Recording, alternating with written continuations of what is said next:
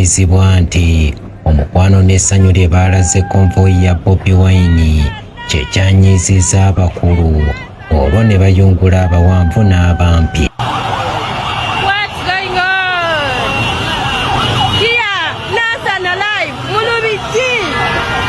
Olunaku olw'eggulo ekitongole kya poliisi kyafulumizza ekiwandiiko ekyewuunyisizza bannayuganda bwe kyavuddeyo ne kitegeeza nti Robert Kyagulanyi Ssentamu obuvune bwe yabadde afunye obuvune buno bwavudde ku ye okwekoona ku mmotoka ye nti yaseeredde ne yeekoona ku mmotoka ye.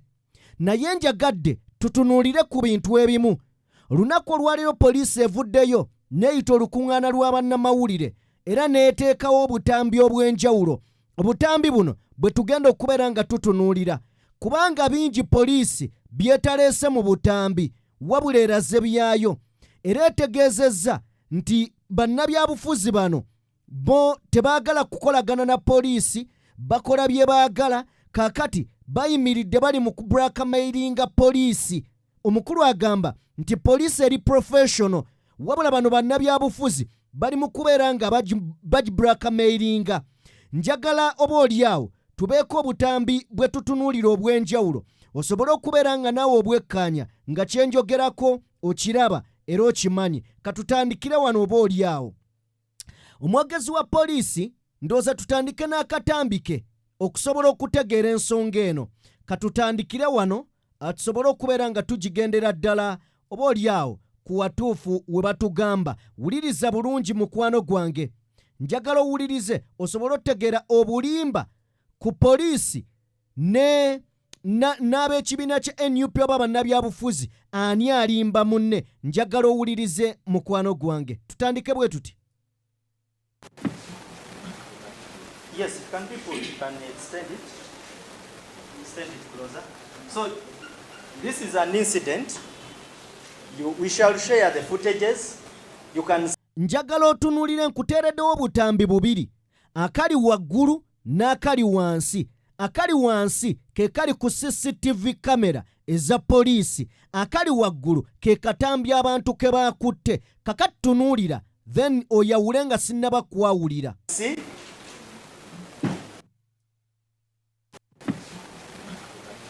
Yes, can people can extend it closer.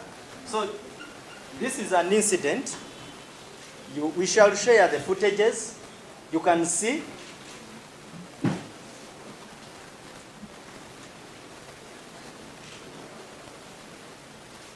Incidents of stone throwing. Now, nobody captures that. That is what precisely nobody wants to talk about. They want police to keep quiet and swallow the accusations. There are a number of videos. Our ICT can run through them. They depict, they reflect situations that generate to why we are here. Oye mwogezi wa poliisi amanyiddwa nga Rushoke Kituma. Omukulu oyo olunaku olwajjo ye yavuddeyo n'atugamba nti His Excellency Robert Kyagulanyi Ssentamu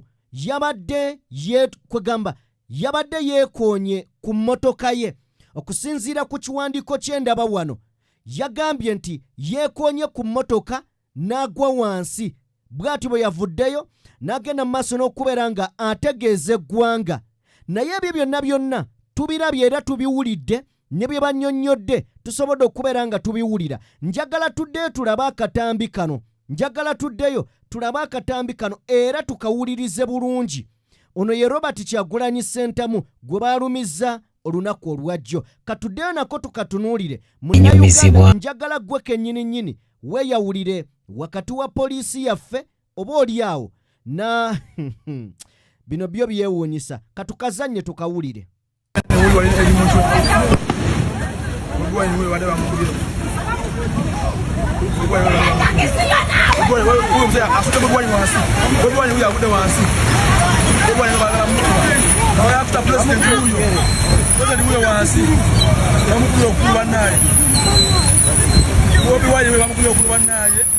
Kakati nze njagala ombuulire ddala omwogezi wa poliisi ku byasoose tulaga mu Katambi, of course balese obutambi bungi naye bino tebabiraze. Lwaki tebabiraze? Kubanga bwe babiraga kwegamba ku international scene ojja kwesanga nga baluuzinga. Kino tebakikulaga, bo bakutemeramu. Era akugambye nti abantu babadde bakuba abasirikale amayinja. Ye kyagezaako kulaga nti abantu babadde bakuba abasirikale amayinja naye nga gabadde luddawa, abantu ababadde batambula obutambuzi nga bayitawo. Then ne kino nakyo njagala akitunnyonnyole mukulu Lushoke, nakyo njagala atuyamba akitunnyonnyole. Kino kyo kitegeeza ki? Already amaze tugamba ebyo, ne kino kye ngenda okuzannyira ekiri mu shuuti njagala atubuulire kyo kigira luddawa. Klipu yange njitaddewa, njagala na kino ajja kitubuulire kye kitegeeza. Kana Akatambi tukawulirize, tukawa amatu tukawulirize akatambi kano. Shuti tukawa amatu tukawulirize. Kankate ndowooza shuti tukalaba frame by frame. Actually ngina kakolako endaka walaba musajja bayogera ekigambo shoot him. Omusajja najje pistol. Of course already bali badde bashootinga. For example oli amiridde makati nga omulengera already Amasassi yadde afayalinga mu bbange era ng'agezaako n'abasigadde eri mundu yagitunuza waggulu. Katono yamugambye nti shoot him, n'asikayo pistol mu nsawo. Yamusisa olusika. Njagala ogyetegereze bulungi. Pistol eyo giraba omutemu beera mu bizigo batemubeera mu mazzi, mubeera mu masasi. Omulaba n'amusika n'amuzza wali mabega. Oba oketegereza bulungi yuuyo agisikayo girengere bulungi. Njagala mutambuze nnyo. Of course video eno president agitaddeyo ku page ye eri everywhere, naye mutwingemu ngenda ka triminga actually nka posting ku Jebi Monge Facebook page. Yagala mukalabe nene wano osolo kali kusolo tani ku recording wo osolo kasalamu kugambi oyamugambide ekigambo nti shoot him. Of course soko ulire mu background shoot him.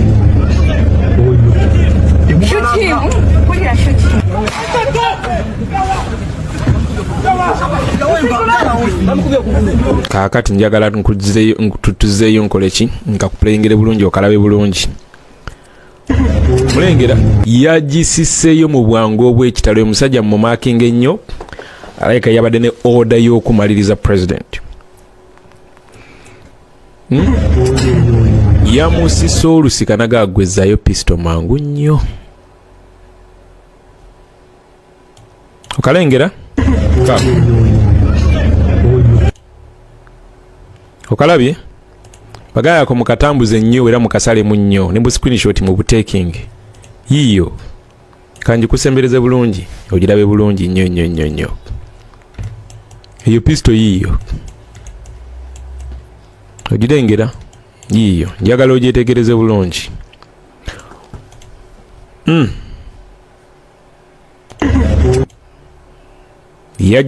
Yagisiseyo n'agikookingirawo. Bosi we namukola ki?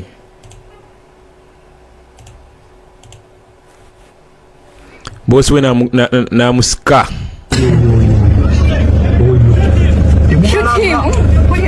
Mene wano malo salamu video eyo kiri very important. Nenga video zonna tuzitaddeyo page ku YouTube channel no buli kimu gye kiri.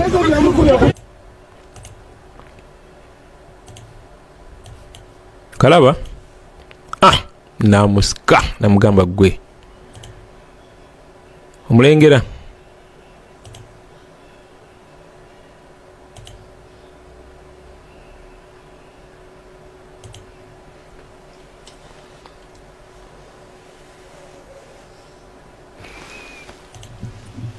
Awo nga bakugamba nga bakulyetinga agaboozi gaabwe era nga bakulyetinza agaboozi mbu just obuvuna bufunye mbusimanyi nga ava wabweru ayingira emmotoka ye.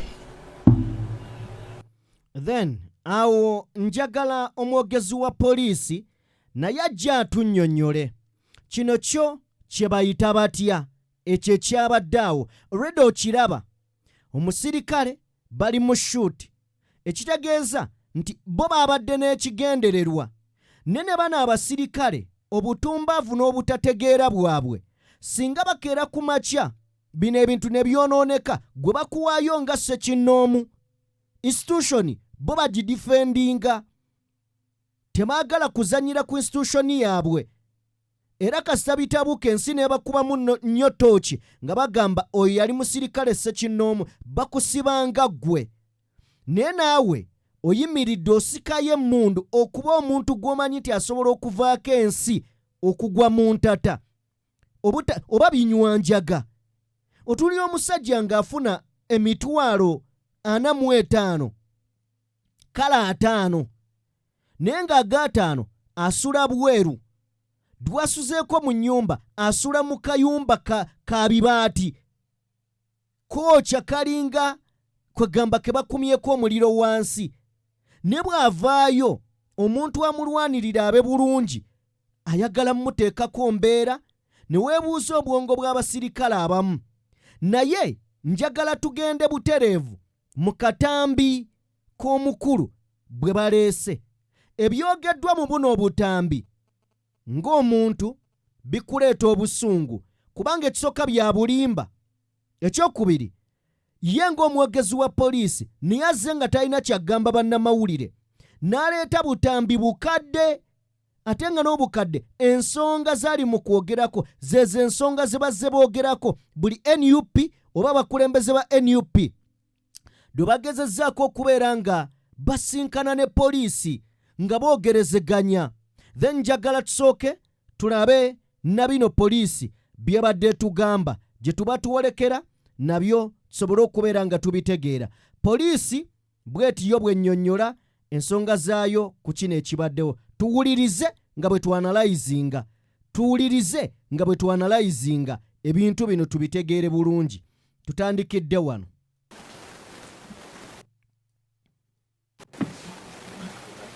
Yes, it can be put. You can extend it closer. So this is an incident. We shall share the footages. You can see.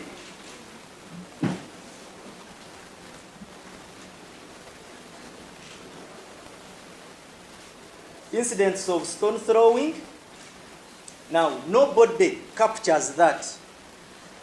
Awo ali mu kutunnyonnyola wano emabega wano batulaga emmotoka ya president yeri wali gy'olaba esooloobye muzinne waazo wali eri. Then najja wano ng'atunnyonnyola, ndowooza ogiraba emmotoka. Kakati bwe batuuka wano batunnyonnyola nti abasigadde kino tebakiraga, ng'era bakugamba nti abantu baabadde bakasuka amayinja nga bakasukira poliisi. Naye kyali mu kutunnyonnyola kyeyerabidde nti eri emabega waliyo omukka. Okiraba kye nkugamba, eri emabega waliyo omukka, ekiraga nti abantu baabadde badduka, abamu nga bataasa bulamu, abalala nga bajja okuyamba pulezidenti waabwe, kubanga omukka ekyo tekyabadde kikoomi, gwabadde mukka ogukubiddwa. Kitegeeza abantu baabadde nabo beetaasa mu ngeri emu oba endala. Incidents of stone throwing. Now, nobody captures that. That is what precisely nobody wants to talk about.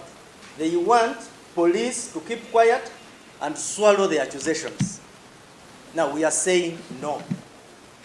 No amount of blackmail will allow us and push us into a corner to ignore incidents and tendencies. Is that all? Omukulu ye akulaga naye kennyini akatambi akazze akubuuza keeko kokka keeko kaweddeyo. Ye ali mu kulaga nti bali mu babulakamairinga. Ekyo kyakoleddwa nti kwegamba biri mu kutambula ku mutimbagano babulakamairinga poliisi, era akugamba nti ekyo tebagenda kukikkiriza. Tweyongereyo.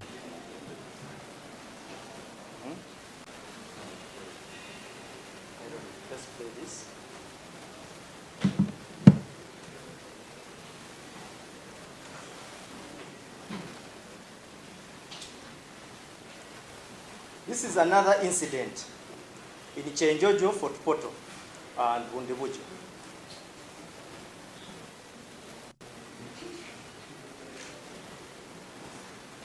I think let me stand here aside.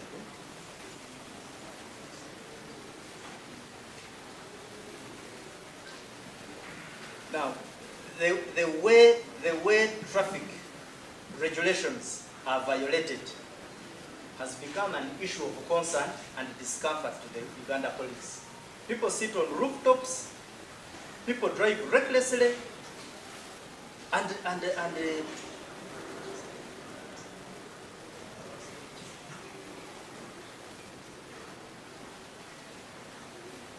they control traffic, something which is a preserve of Uganda police force.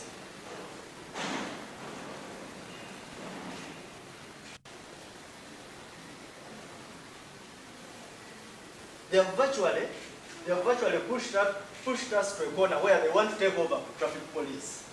Now that we cannot tolerate. We can't.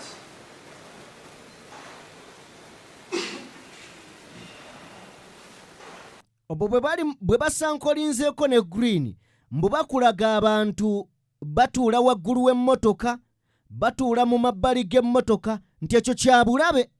Naye nga tukirabye Muhoozi ng'atambula, tukirabye nga Museveni atambula, tukirabye nga bannabyabufuzi ab'enjawulo bikolebwa.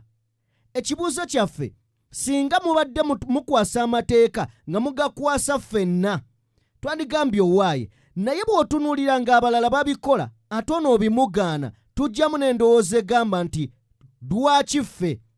Njagala nkuwe akatambi kano okutegeera nti nno poliisi teyina kiddako. Tetuwadde yadde akatambi ku nsonga eziri mu kutambula, wabula yeefunyeeko clip eyaayo gyewulira nga gyesobola oteeka ku mukutu gwayo erowoozesa ensi nti bye yakoze bye byabadde ebituufu, bye byabadde ebirungi. Naye kino njagala kyogera nga munnayuganda. Mubadde mukimanyi abali mu buyinza nti nno eno Uganda yaffe ffenna? Era mubadde mukimanyi nti nno mugenda kufa naye abaana bammwe bagenda kuwangaalira mu eno Uganda? Mubadde mukimanyi nti nno bagenda kusigala n'abaana baffe? Kuba kati ffe tunoonya olwaleero abaana baffe tubagamba nti owaaye abo bantu baffe nga tewali.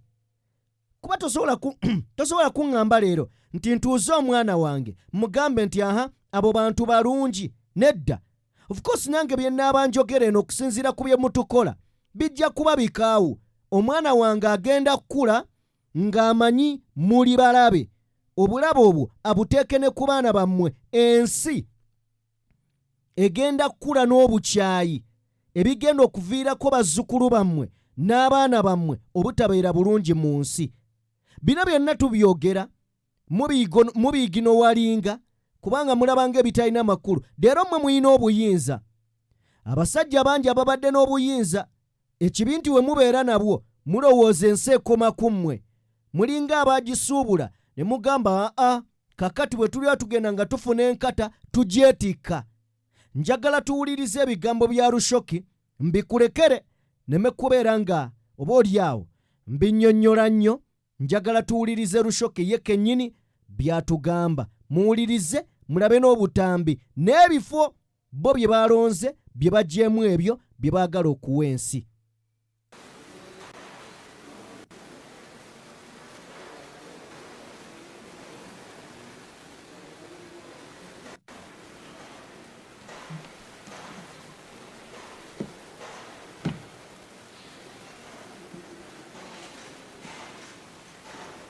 Sitting on rooftops, we've held several meetings, I think around 2 or 3 of recent, with the Director of Operations and the leadership of NUC, where we agree on a number of arrangements which can guide this kind of processions, this kind of movements.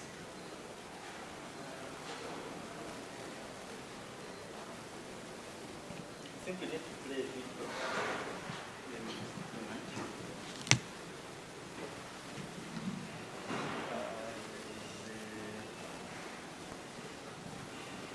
Second.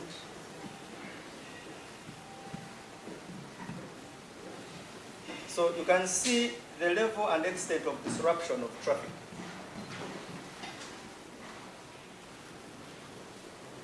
Now, the Nile Bridge. The Nile Bridge is a bridge that has restrictions to motorcycles.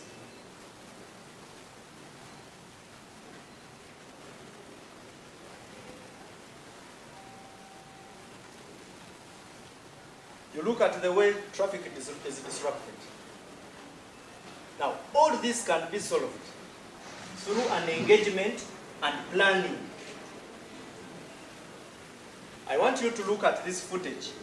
Somebody comes and even removes police barriers. Now, that level of impunity is what we are being told we should learn to live with. You will see a footage. Somebody comes and virtually removes a police barrier. In other words, he assumes the power of the state.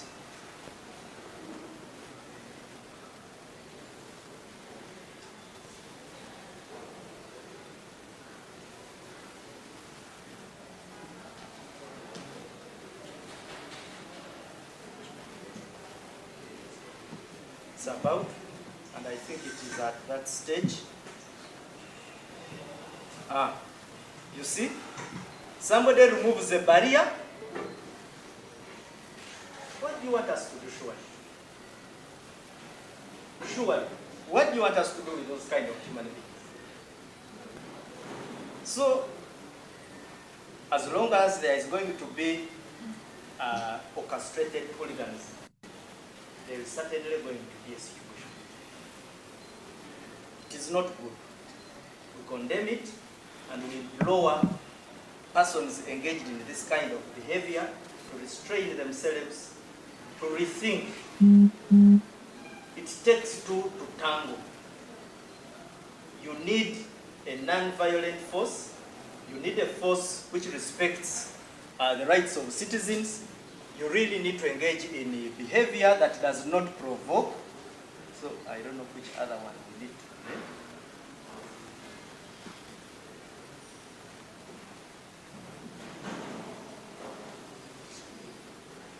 Yeah. This is the yesterday incident.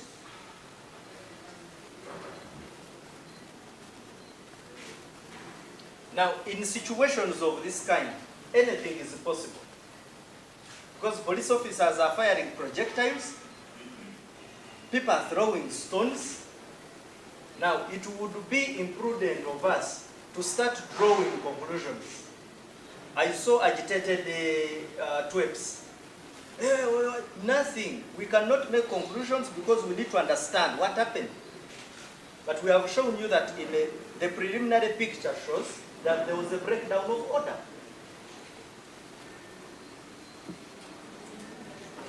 There are more videos. Let me see. These so-called foot soldiers manage traffic. Who ordained them that power, nobody knows. What we only wake up to as police is to find people who have assumed our responsibilities. And we are compelled not to talk about them, unless we are accused of all sorts of things. So, why am I showing you these videos? These videos are a depiction of a breakdown in communication, a breakdown in a relationship, which now culminates into situations which are undesirable. How can this be solved? We need to sit and all have stake in public order. Is there any, just in case? I think this is a similar one I've shown you.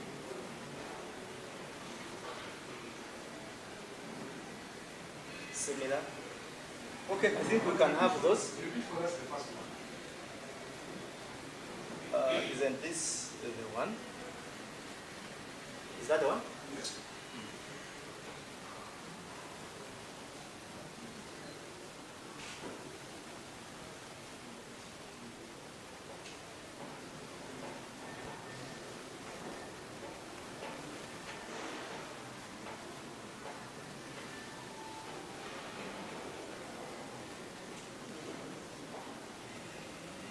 even excessive use of force or unnecessary application of force by our personnel. No. We are professionals who are very, very, very, very cognizant and sensitive to those standards. But we have refused to keep quiet in incidents and situations where people want to cover up for their wrong actions and the blackmail of Uganda police. There are a number of videos, our ICT can run through them. They depict, they reflect situations that generate to why we are here. So can you play? Yes, we can begin with the, you can begin with the first.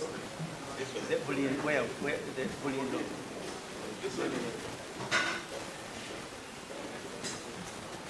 And dispersing crowds. So, but like I've said, let's keep calm. Let's give an opportunity to an investigation to establish what exactly happened. But our position has never changed. We condemn actions of political actors that entail the disruption of traffic, stoning of police officers, and other acts of hooliganism. That one we shall remain condemning them. In the course of stone throwing, 3 police officers were also injured. Something I've verified with the regional police commander. Now that is also very unfortunate, and we condemn that kind of occurrence. We also had a windscreen, actually a windscreen of a police car. If I'm not mistaken, actually there might have been 2 cars that were damaged. Now all that could have been avoided.